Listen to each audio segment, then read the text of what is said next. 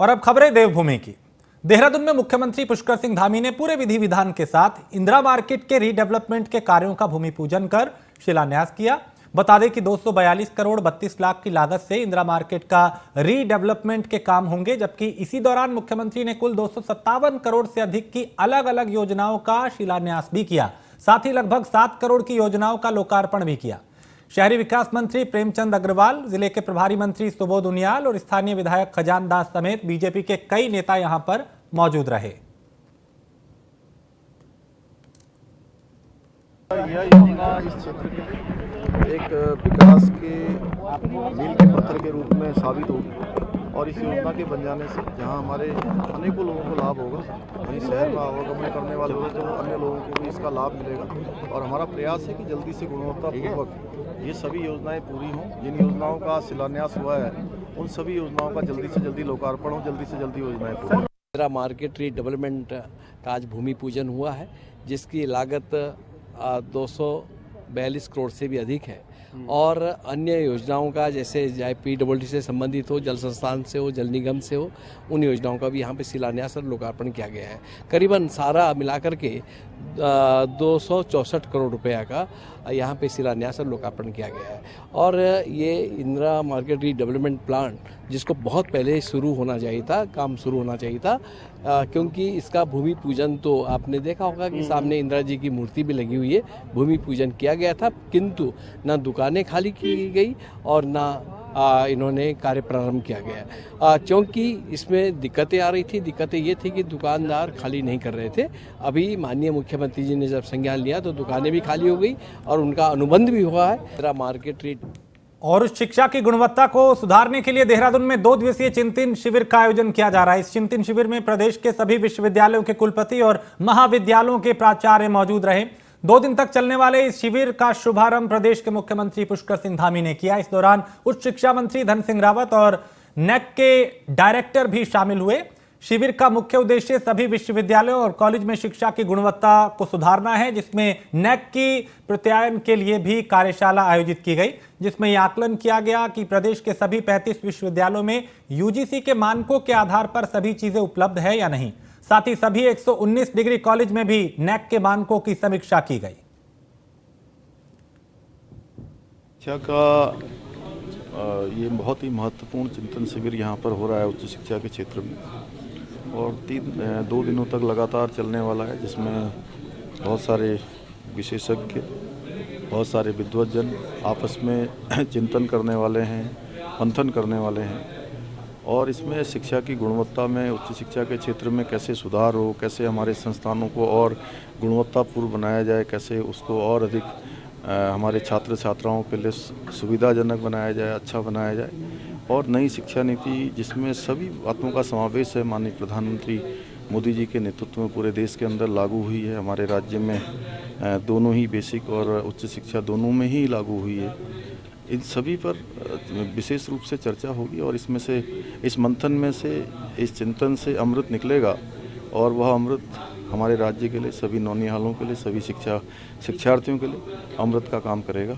शिक्षा का 2 दिन का जो चिंतन शिविर है, इसमें 12 सत्र हमने तय किए हैं और पूरा फोकस ये है कि जब राज्य 2025 में 25 वर्ष का हो जाएगा तो हम अपने राज्य में और अच्छी क्वालिटी एजुकेशन कैसे दें।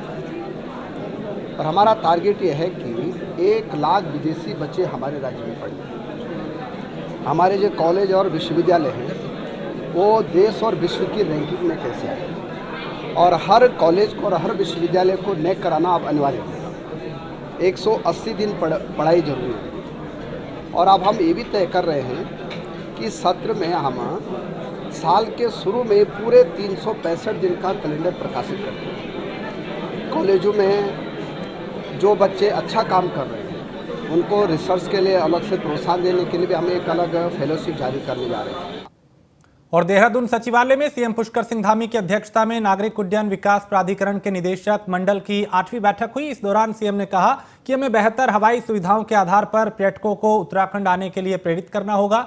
हमें ऐसा माहौल बनाना होगा कि उत्तराखंड आना लोगों की आदत बने और फ्रेंडली स्टेट के रूप में हमारी पहचान हो। साथ ही कनेक्टिविटी को बेहतर करना होगा ताकि किसी को भी किसी भी तरह की कोई भी दिक्कत ना हो।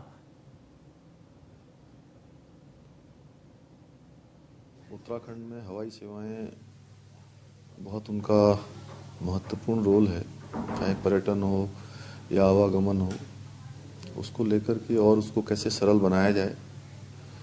जहां देहरादून में रात को लैंडिंग की सुविधा हो, रात्रि फ्लाइटें भी चलें, पंतनगर हवाई अड्डे का जल्दी से विस्तार हो, रात्रि वहाँ पर लैंडिंग की, और जो रात में उतरने वाली जो रोशनी होती है उस रोशनी के बारे में, और साथ ही साथ उस एयरपोर्ट का विस्तार और वहाँ पर हवाई सेवाएं, चूँकि देश के अनेकों शहरों से लोग आना चाहते हैं तो उनके लिए केवल देहरादून और दिल्ली से ही फ्लाइट न चले, अन्य शहरों से ही फ्लाइट चले, उस पर विचार किया गया है।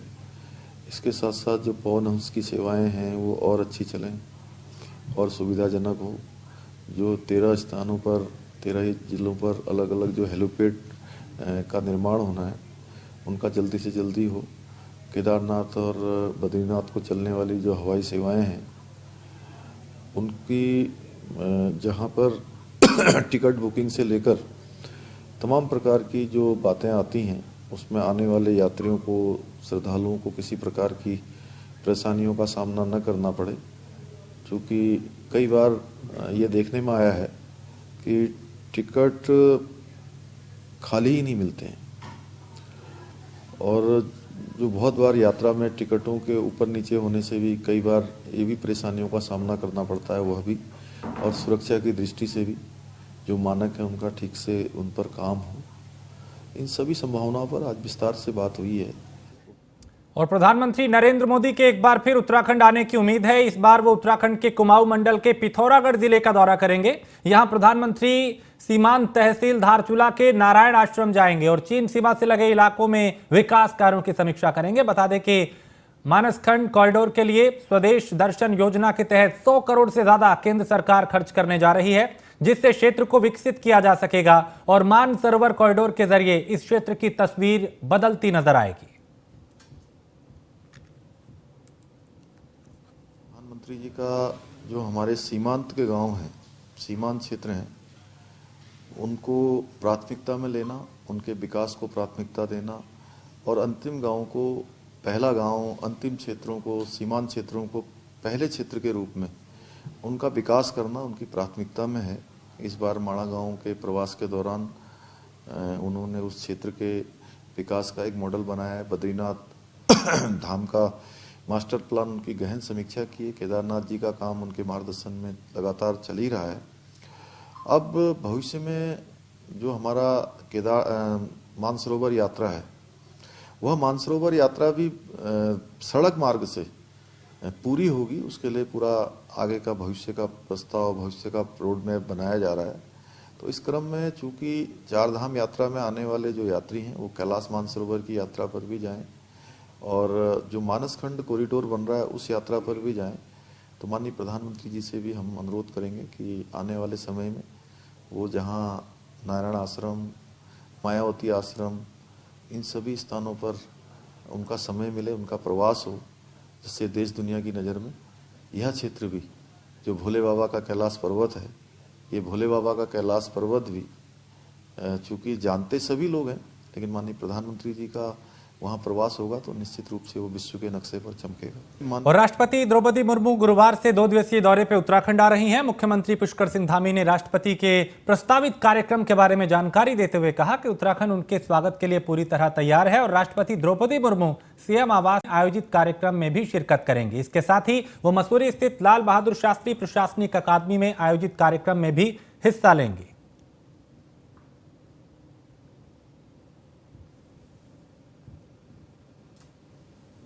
शुभ क्षण है और माननीय राष्ट्रपति जी 8 और 9 तारीख को 2 दिन के प्रवास पर उत्तराखंड आ रही हैं।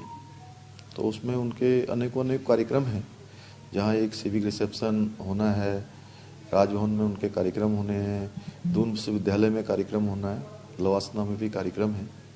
तो हम सब उन्हीं की प्रतीक्षा में कर रहे हैं। तमाम प्रकार की जो तैयारियां हैं उनको अंतिम रूप दिया जा रहा है। बहुत भव्य होगा, हम उनका स्वागत करेंगे, अभिनंदन करेंगे, क्योंकि राष्ट्रपति पद का दायित्व तो उनको जब से उन्होंने संभाला है, उनका एक प्रथम आगमन है।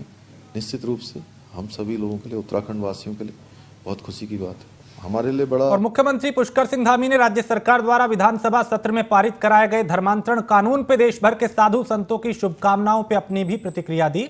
मुख्यमंत्री पुष्कर सिंह धामी ने कहा कि वो सभी साधु संतों का धन्यवाद करते हैं और उत्तराखंड में जिस प्रकार से शिकायतें धर्मांतरण को लेकर आ रही थी, जिसमें धनबल के आधार पर धर्म परिवर्तन के लिए लोगों को मजबूर किया जा रहा था, अब वो नहीं होगा।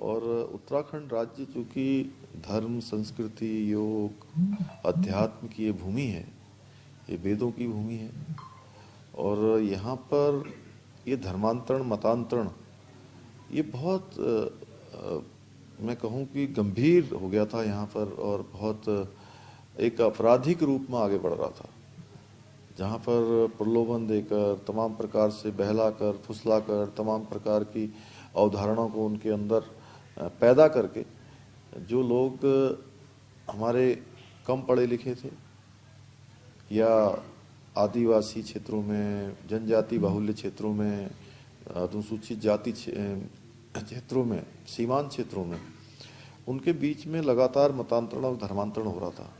ये बहुत बड़ा अपराध है, इसलिए हमने तय किया, हमारी सरकार ने, कि इसको लेकर कड़ा कानून उत्तराखंड के अंदर बनाएंगे, और जो भी इन गतिविधियों में शामिल होगा, जो इस प्रकार के कृत्य कर रहा होगा, उसके खिलाफ कठोर कार्रवाई के साथ 10 साल की जो है सजा का प्रावधान किया है।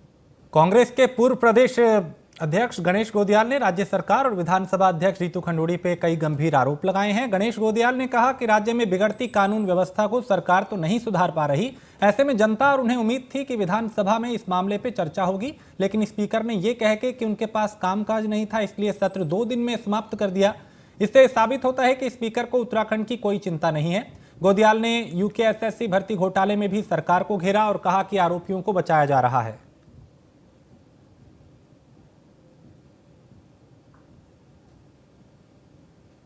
सहकारिता मंत्री जी के पद पर रहते हुए, संसदीय कार्य मंत्री जी के पद पर रहते हुए इन भर्ती घोटालों की निष्पक्ष जांच हो, यह संभव नहीं है। इसलिए ये निष्पक्ष जांच होने के लिए आवश्यक है कि इन दोनों मंत्रियों को तत्काल प्रभाव से इनके पद से हटाया जाए और जांच को शीघ्र गति देते हुए दोषियों को सजा दी जाए।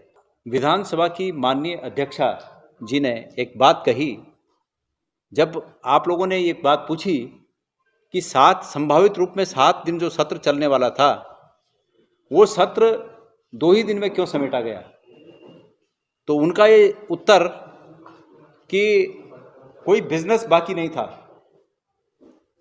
और वो बिजनेस बाकी न होने के कारण 7 दिन का संभावित सत्र 2 दिन में समेटा गया।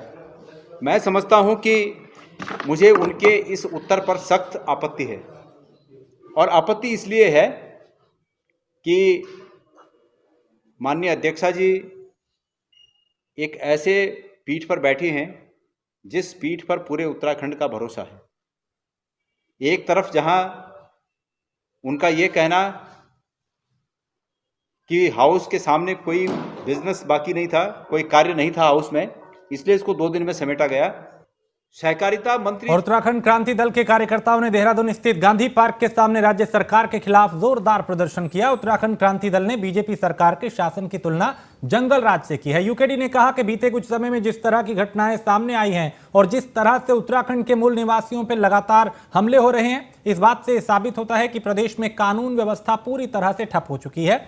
यूकेडी की मांग है कि सरकार को ऐसे मामलों को संज्ञान में लेते हुए त्वरित कार्रवाई करनी चाहिए।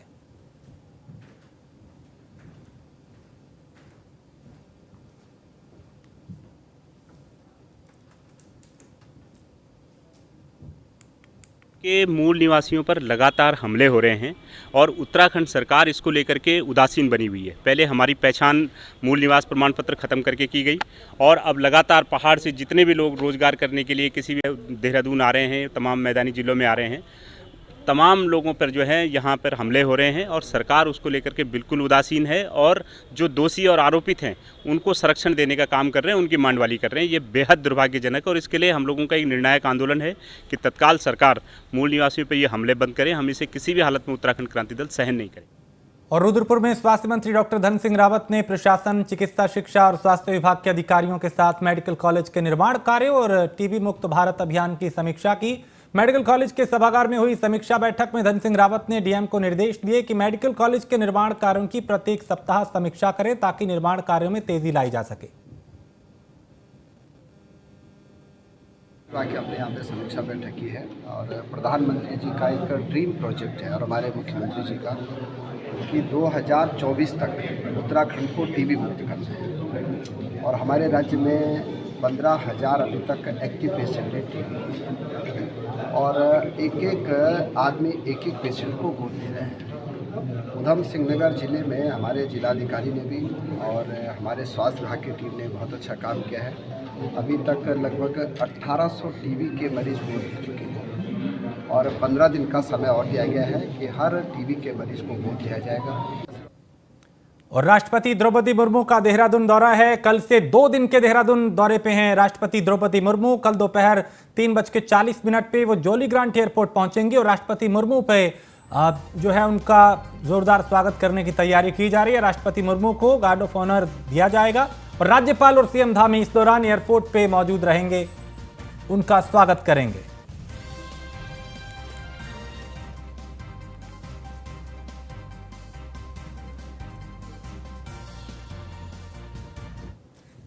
और इसी के साथ इस बुलेटिन में फिलहाल इतना ही। आप बने रहिए न्यूज़ 1 इंडिया के साथ।